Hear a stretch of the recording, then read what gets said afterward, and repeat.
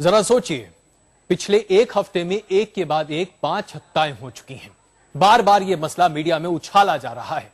इसके बावजूद दिल्ली पुलिस कहीं ना कहीं अपने पैर पीछे घसीटते हुए दिखाई देती है। हम इसमें यह सवाल भी उठा रहे हैं कि दिल्ली पुलिस का कामकाज करने का तरीका कितना बेजा है। जरा इस पर आप मुलाहिजा फरमाइए। डबल मर्डर की जगह से महज 300 मीटर की दूरी पर एक कार में लाश पड़ी रहती है। 1-2 घंटे नहीं भाई साहब, 36 घंटे। और पुलिस को इसकी खबर 36 घंटे बाद लगती है। अब जबकि इन तीनों कत्ल के बाद 3 और जिंदगियों पर खतरा मंडरा रहा है, सवाल यहां पर यह उठता है कि क्या अगर ये तीनों लोग अपनी सुरक्षा के लिए दिल्ली पुलिस के पास पहुंचते भी हैं तो क्या पुलिस इन्हें सुरक्षा मुहैया कराएगी? क्या उनके पास इतनी कुव्वत है? और अगर नहीं तो फिर इस पुलिस का क्या फायदा? दिल्ली का अशोक विहार इलाका। 3 दिन के भीतर यहां मिलती हैं 3 लाशें, लेकिन कातिल अब भी पुलिस की गिरफ्त से आजाद है। ये मामला न सिर्फ जुर्म और कथित ऑनर किलिंग का है, बल्कि मुद्दा पुलिस की नाकामी का भी है, जिसका कोई जवाब राजधानी की पुलिस के पास नहीं है। मर्डर है, 3 मर्डर के केसेस हैं जो मैं बोल सकता हूँ। बाकी जब तक हम एक्यूज को अरेस्ट करके फैक्ट्स वेरीफाई नहीं कर लेंगे। जरा फ्लैशबैक में जाइए। रविवार शाम करीब 8 बजे अशोक विहार के आई ब्लॉक के इसी मकान में मिली थी मोनिका की लाश। मोनिका का पति कुलदीप गायब था। करीब 2 घंटे की तलाश के बाद आई ब्लॉक के इस मकान से 200 मीटर दूर 3 कार में मिल गया कुलदीप का शव। यानी महज 200 मीटर के दायरे को खंगालने में दिल्ली पुलिस को 2 घंटे लग गए। लेकिन दिल्ली पुलिस की ये नाकामी तो बहुत थोड़ी है।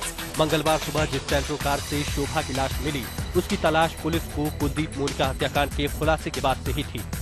DL8CL2006 नंबर की इस कार की जानकारी पूरी दिल्ली में रविवार रात ही फ्लैश कर दी गई थी।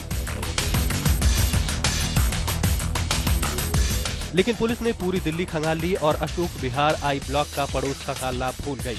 आखिरकार मंगलवार सुबह एच ब्लॉक से ही मिली ये कार। जाहिर है पुलिस इस मामले में बुरी तरह नाकाम रही। 3 का कत्ल, अब 3 पर खतरा। क्या करेगी दिल्ली पुलिस? जी हां, कुलदीप, मोनिका और शोभा की लाश मिलने के बाद अब खतरा शोभा की बॉयफ्रेंड खुशबू और उसके पति पर भी मंडराने लगा है। 25 मई को शोभा और खुशबू गायब हो गई थी। शोभा तो लौट आई, लेकिन खुशबू ने रवि नाम के युवक से शादी कर ली। कहा जाता है शोभा भी शादी के इरादे से भागी थी। पुलिस के मुताबिक उसने खुशबू को ढूंढ निकाला है, वो सुरक्षित है।